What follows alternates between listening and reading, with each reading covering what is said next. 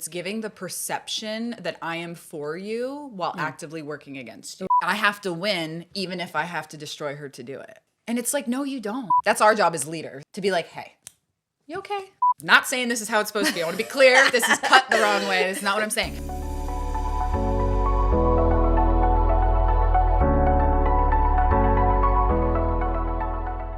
Welcome to Loud and Lifted. I'm your host, Betsy Hamm. Today's episode is one we've been wanting to have for a while. It's honest, it's vulnerable, and it's long overdue.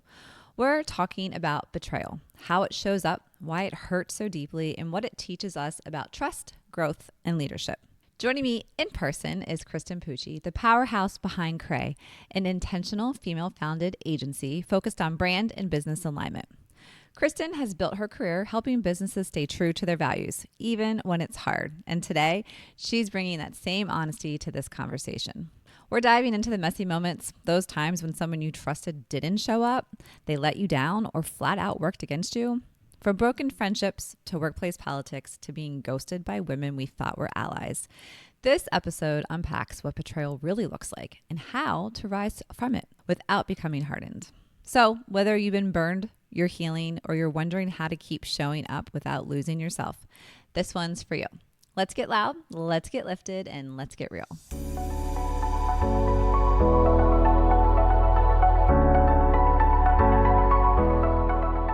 Welcome to Loud and Lifted, Kristen Pucci. I guess I should say thank you for having us since we are actually here in your studio for KRAE Creative. So thank you for hosting us for Loud and Lifted. Thank you so much. I'm so excited to be here. We just connected a couple weeks ago. Yes. And it was so fun kind of talking about the different topics and things like that. So I hope people will like this topic. I haven't listened to all your past episodes, but I've seen your recent ones.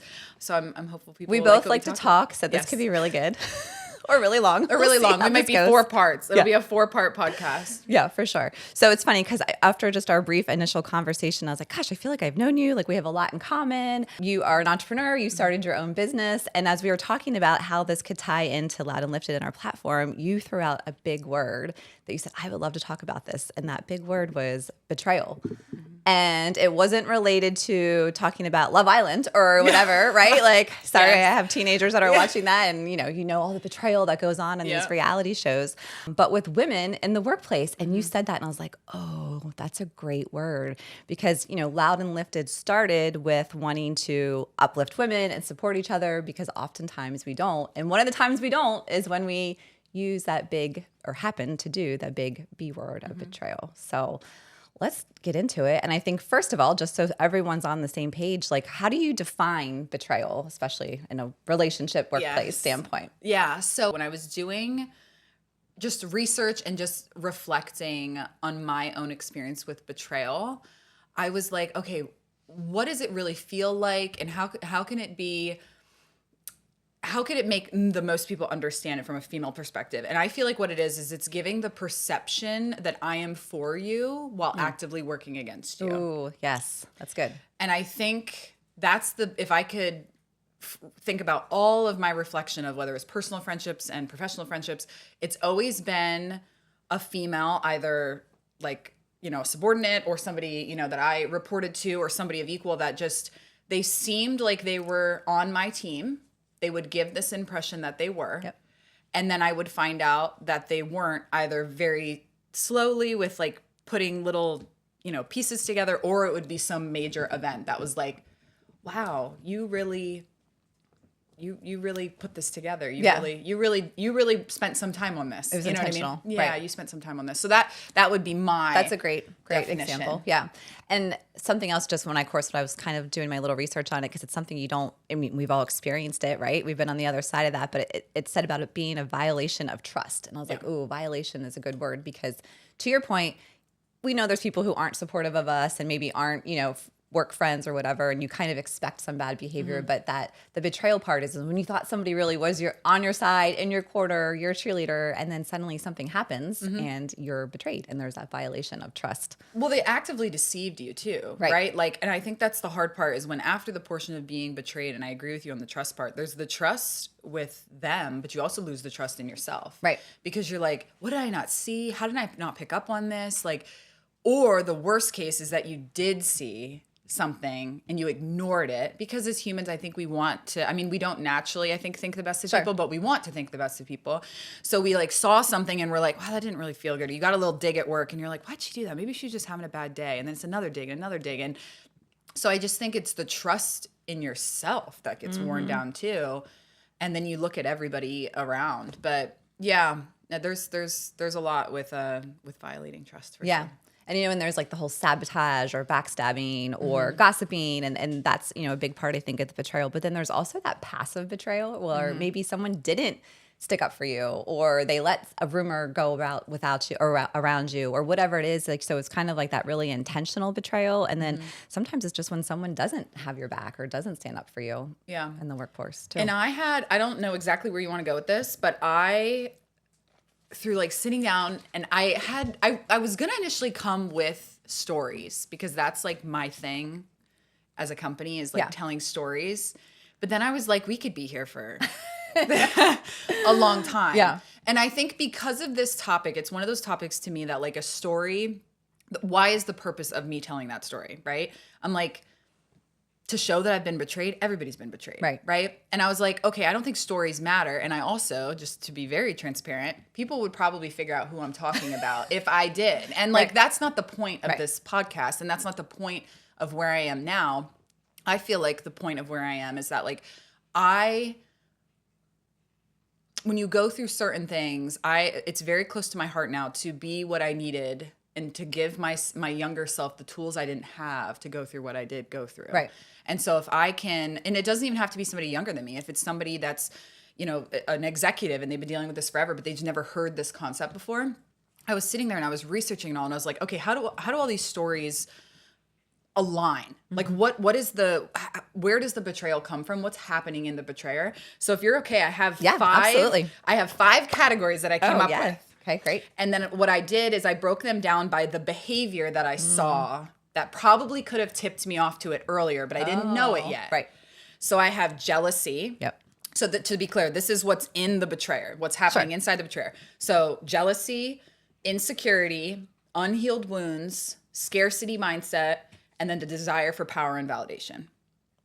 So if you're okay, I want to kind of unpack them, because I think it's really interesting, and it's kind of scary, and you're probably going to shake your head, like, because I imagine you've gone through many of these. You've been in executive roles. You've worked your way up. I know that you've been through this. One is jealousy. So this is what they're thinking inside, whether or not they're self-aware or not. They're thinking, I want to be where you are. You remind me of who I could have been. You're living out something I abandoned in myself. And what that could look like is behavior in the workplace. They dismiss your accomplishments. Yep. They're overly praising you in public, but then they avoid you in private. They undermine you in group settings to feel superior.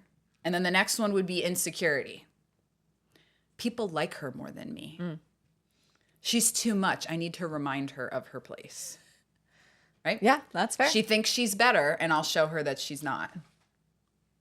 Right? Yeah. What it looks like: subtle digs, sarcasm, jokes that are actually jabs. Yes. Oh, yeah. What do you mean? Why didn't you think it was just a joke? Yep. No. Copying your ideas without credit. That's one I've had a ton of. I don't know if you've experienced that. Trying to assert dominance or control when you're in some type of flow, so they throw you off. Unhealed wounds. Everybody buckle up.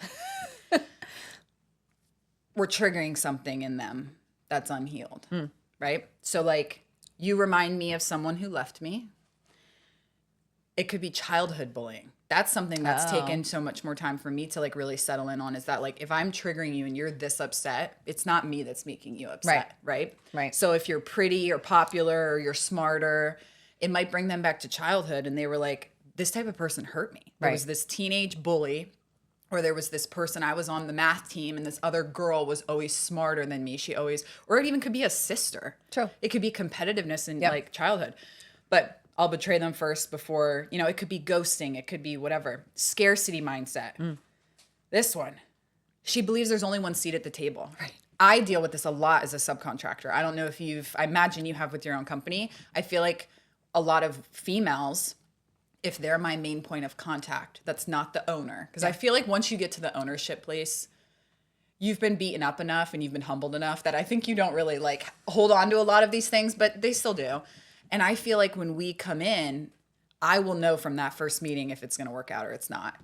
Because I'll hear things like, well, I've been doing this for 5 years, or I've been doing this for 25 years, or, well, I think this idea is better, or I think, and they undercut you. Interesting. Yeah. Have you experienced that? Yeah, and it's funny when you were saying that too. It made me think. You would think when you're at a certain level, like a CEO, right, of big companies, that then you would kind of be a better supporter of other women. But I certainly ran into, even in the restaurant industry, where there were CEO women who were older, older than me, who I thought, oh, for sure they're going to be great when I reach out, and they just didn't really have the time of day for me. And I don't know if this is the real reason, but what made sense to me was somebody said because nobody helped them. So they don't feel like they need to help other people. Yep. So sort of like, well, no woman helped me. So here, kind of like. You have to go through what I went through to make it. Yeah. It's like a rebrand of like hazing. Yes. And it's like, okay, no, we need to turn the tables. Yeah. Like you didn't like it. Yeah. You didn't like it when you went through it. So why are you turning around and doing it to me? And I definitely would agree with that. I think it's like the older woman, like, and I'm not just strictly coming for that generation, the younger generation, I'm coming for later. But like the older, it's like that mother hen in the office, right? Which I think is directly related to the scarcity mindset that there can be only one seat at the table. Right. There can only be one powerful woman here, and it has to be me. It's that like mother hen type of mindset. And it's like, if she gets the spotlight, I'm going to disappear. I have to win, even if I have to destroy her to do it. Ugh, yeah. And it's like, no, you don't. Right. But that's coming from, you have this mindset and this belief. And I've experienced this in work. Somebody will hoard information, or they'll like withhold resources from you so you fail. Or it takes you 10 times as long, or, I forgot to tell you about this. Or, no, you didn't. Right. You're purposely trying to destroy me, be at a disadvantage. And then the last one that I have is that desire for power or validation, right? Very strategic betrayal. Might not be as emotional, but it's like, you're in my way of getting where I want to go. Yep. They might align with somebody who's more powerful than you. They might use a relationship. This is one that I've experienced, is they use my name or my reputation or the relationship with me to gain proximity to other people that I might be associated to. Interesting. And then they cut you out. Okay. So you totally were used. Yeah. So they bait you, right? They bait you. Bait's a good word. They use you to get to where they need to go, and then they discard you. And so I've experienced this, and this might be like sucking up to superiors, speaking out on your behalf, or someone name dropping. Like, unfortunately, people will name drop to get into a room. I imagine there's people in the restaurant industry. Oh, I know Betsy. Yeah. You're not. Right. You don't know me. You met me one time, and it could go one way or the other. They could either use it for you, or they could use it against you. So that's what I found. And I felt like that hit almost every single story that I've and it's crazy because, I always have to compare what happens professionally to like what happens when I have 2 teenage daughters, right? And so many of those things are starting when they're in high school. And it's like, how do you stop that now? And, I'm very quick to call that stuff out, to making sure that my girls aren't doing it. They're certainly not perfect, but it's like, how do you stop that stuff earlier? And like, is it just calling attention to it? Because again, it's going to happen to everyone, right? We're all going to be betrayed in some time of our career. Yeah. So like, how do we stop that when it's happening? And how do we make sure that like, we're not doing it? Or, if you're raising daughters or sons, that, you're teaching your kids the right way to approach life, that you're not having them do it to people. Well, and I think like that's just going back to, and I've been the savior way too much in my life, and the fixer, and I'm the one going to therapy, and then I'll teach you everything I learned from therapy. Like, no, you need to go to therapy too. You know what I mean? I can't just go to therapy and then fix everyone. But I think with that, you just have to, my first thought when you were talking about it is like, pierce that person's heart in some way. Like, I remember if I could go back to being a little girl, or just even other circumstances, like you being so healed and healthy that you can see that person for what they're actually doing, instead of seeing them as like, they're being mean to me, or they're being whatever. I remember, and as a child, you don't really have that level of like awareness, or the 10,000 foot view of the situation that's going on. It's like when they would say, oh, he's bullying you on the playground because he likes you. Oh. He's pulling your hair because he wants attention from you. He thinks you're cute. Imagine like if there's people that are genuinely walking around on this earth that are still believing that as adults, right? Terrible. Yeah. So I think as adults, we have to like pour into our children and just go, this is what this actually means. And like, it's so hard to set our pride aside and not want to seek revenge on that person, but to just be like, hey, you said this to me, and like, are you okay? Right. people don't usually meet people with that. True. They meet with revenge. They meet with wanting to come back and being like, you hurt me, I'm going to hit. It's an eye for an eye. Like we live in an eye for an eye culture. And it's like, you punched me, I'm going to punch you back. Right. But it's like, okay, it's harder to do the love piece, but I think that's what probably would turn this around, because these people they're hurting. They're walking around and they're hurting, and that's why they're hurting other people. So let's dive into that a little bit more, because that's a great point. So when it happens, right? Because it happens to everyone. How do we handle that? Like, what's the best way where, you know, you're at work, somebody betrays you, you know it, like it's obvious. Like what do we do? Ugh. What have I done, or what would I do? I'm just kidding. Sometimes it's more what we think we should have said or done. Well, I think it's hard depending on who it is. If it's somebody that you are managing, that's going to be easier to navigate, because they naturally are looking at you as a mentor, as a whatever. And like, I think it would probably be easier to speak into that person, because they are naturally looking to you for guidance. Yeah. So I could picture myself, if you had an employee that's just giving characteristics, or they just appear to be insecure, right? Because if you could, it's not like somebody just decides in 24 hours that they're going to betray you, right? Like, these are things that are, they feed this envy giant, right? Do you remember that Berenstain Bears book that was like the little kid turned green? Do you remember that? Do you remember that book? Yeah. So I don't know why I just thought about that, Oh but it's like they literally, the one bear turned green, and it's like she fed this little envy green monster. And it's so true that, like, if you sit there and you feed that, you're going to create this narrative at work that's like, she sent me that email because she hates me, right? And like you just keep feeding this narrative. So it's not like a 24-hour thing. So I think if you see that somebody's like doing some of these behaviors, you're like, hey, that's our job as leaders. Right. To be like, hey, you okay? Yeah. What's going on? How can I help you?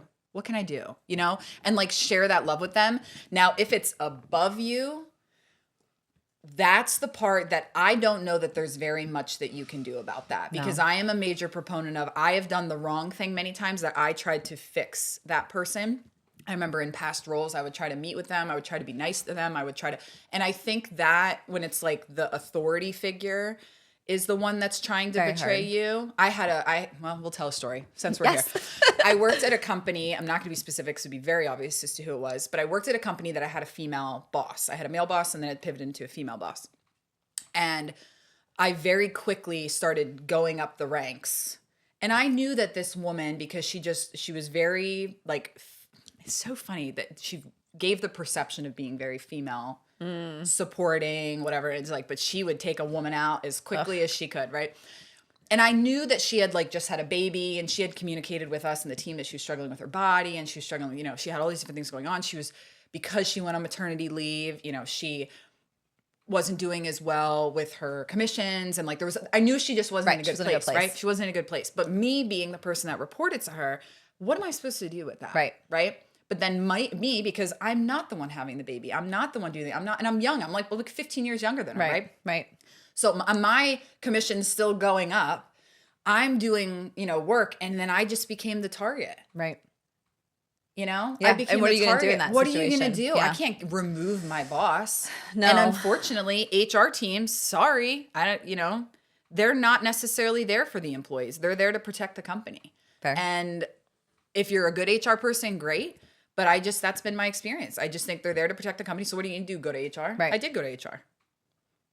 Yeah, that's hard. The only other option is if depending on like the structure of the company, if there was somebody like at that level or above you that you could have kind of just created a relationship from like a sponsorship standpoint, like where you had somebody who was sort of had your back or was going to stick up for you, like if in, you know, certain meetings or conversations where your boss didn't. So. Or just get a new manager. Try to figure out how you can get a new manager. Yeah, and that's hard. Yeah, it's hard to do if you're at a small company. Like if it's the owner, you're out of luck. Right. You got to go somewhere else. That's when it's time to move on. Yeah. But like, I think like an advocate would be good. Finding a buddy, I think would be smart. Somebody that knows that what's going on, because guys, it can turn into like, depending on this person's heart, it can turn into a very scary situation very quickly. Like there's people that can go in management left unchecked, and it can turn into retaliation. It can turn into revenge. It can really mess up your career. Right. Oh yeah. And so I think that's great advice. Finding, if you're younger in the office and somebody of authority is doing this to you, find somebody else who's also of authority that maybe you could talk to, you can listen to. And it doesn't mean you go tell on them. No, it's not, you're not tattletelling. You're trying to go like, hey, I've noticed something and I can't do my best work in the circumstances that I'm in. Yeah. And a true company and a true leader would hear that and go, understood. My job as a leader here is to make sure that I remove every obstacle for you to be able to do your job well. Right. That's my job. So if that person then doesn't do anything about it or help you, unfortunately, you need to face that harsh reality of, okay, I probably don't need to be here anymore. Right. Yeah, because you can only try to build so much credibility and trust and respect with others. I mean, I definitely was in that situation where I was like, okay, let me figure out how I can have other key relationships with people who are respected, that I can build my credibility and my trust, and they'll respect me. That then, when I am getting thrown under the bus, it's like, wait, no, I haven't seen that. I think she's great. Like just, having other people who have your back, I think is really the only other way around it too. Because it's. And you think, by the way, you think she's great because she doesn't see you as a threat. Right. That's why she thinks you're great, and that's why you've been treated well, because she didn't see you as a threat. And it's just sad. Like even in my recruiting experience, how many times I would get the calls from, mostly women, which I would be curious if men, and if people comment on this, or whatever, I'd be curious if men experience this the way women do. I don't think they do. Don't. Maybe that's where we can go. According to the research. Okay, great. I didn't do any of that research. I was hoping you did. Yeah, because I remember back recruiting, and it would be these women that were just like, it's it would be especially in Central PA, my gosh, you would have like a husband and wife duo running the company. And it's like, okay, if the only place for you to go next would be the wife's job. Yeah. She's, yeah. What are you going to do? So let's, so you want to go there? There was a little bit of information about like the gender dynamics. And it was that women, not that men don't do this at all, certainly not the case, but women do it more. And they do it because we tend to be more insecure, more jealous, more confidence issues. So we just have that drive essentially to do it more often. And then the other piece, which totally makes sense, is that if a man would do that to another man, they're more likely to confront the person and call them out and be like, dude, what the hell are you doing? Like, so it kind of like shuts down that behavior. So it's like we almost have the quote reasons or the drive to do it more often. And then when guys do it, they call it out versus women, we just cower. We're just, yeah. I wonder if it's primal. Oh. Right? Like as you were sitting there and saying that, I'm wondering if it's primal, because I think that's just where everything goes back. It's just like how we're wired as humans, right? If you think about like the masculine and the feminine, right? Like if we go back to when we were like beginning of times. Yeah. Not saying this is how it's supposed to be. I want to be clear. This is cut the wrong way. This is not what I'm saying. But at the beginning of times, right? Men are biologically created to be protectors, providers, and whatever. Yeah. Women are meant to be having babies, hunters and gatherers, taking care of the kids and family, things like that at home. Like my therapist always says there's a healthy amount of jealousy because it keeps the family together, right?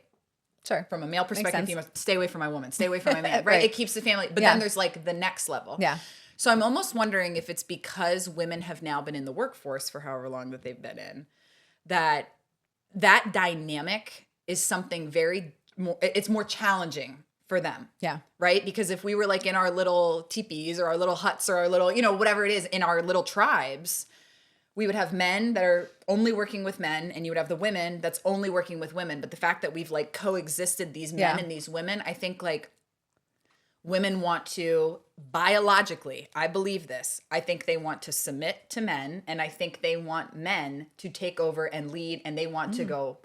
But I think women, because we're biologically created to like be with one person over a significant period of time, I think this workplace thing is like messing with us.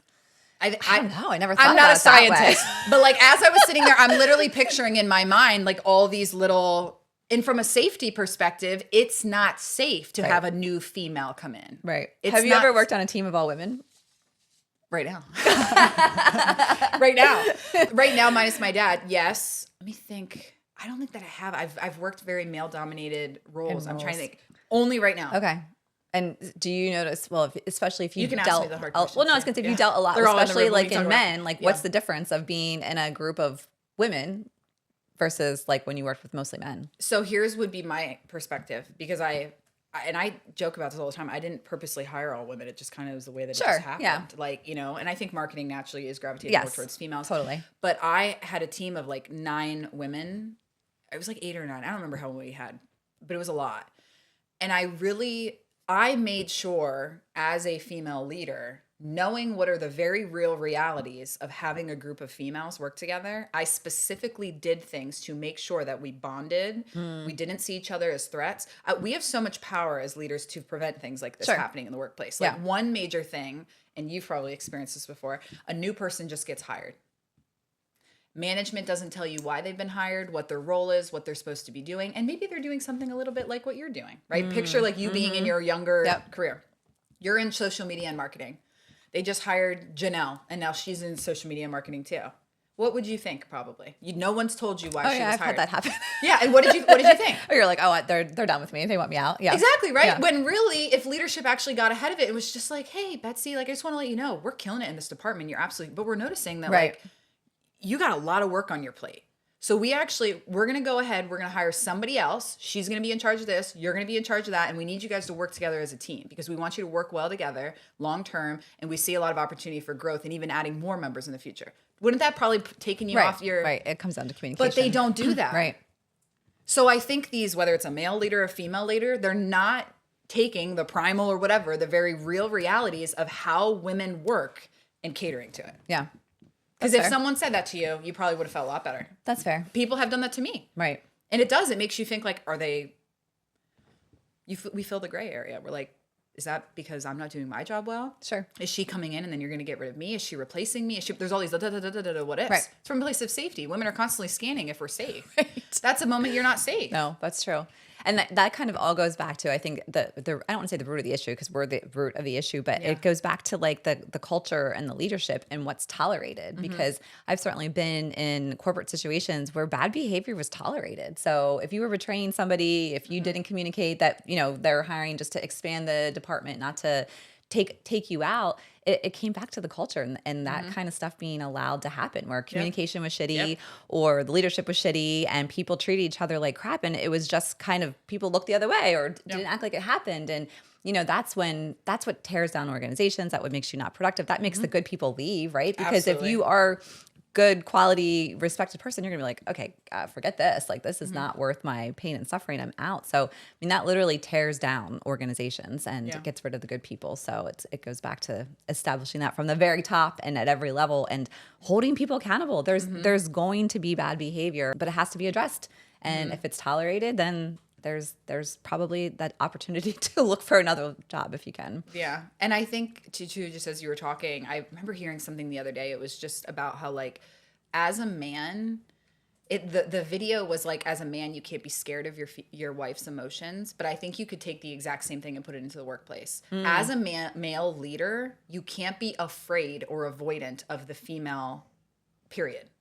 Or her emotions, or how she handles things, or how she navigates things. If you seriously, you either have daughters, you have a wife, you know what they do. Right, right. Are you kidding me? Right. You know what they do. You know what an insecure wife does. She makes your life a living hell. Right. It's right. It's like, I mean, literally, men are what is it? They say that women are the temperature and then men are the thermostat. Oh, I think that's something what it is. So like, if it's hot in here, what do you got going on, brother? That's like making it this way. So I really would say, and I'm just saying because we're in Central PA and typically men are in those higher authority issues, you cannot be scared of the female and the female emotions. Like you need to be able to hit those head on, address them, accountability, and go, no, we're not playing this game. Right, right. But when you're scared of it, you avoid it, you let it go unchecked, and then it just... Yeah.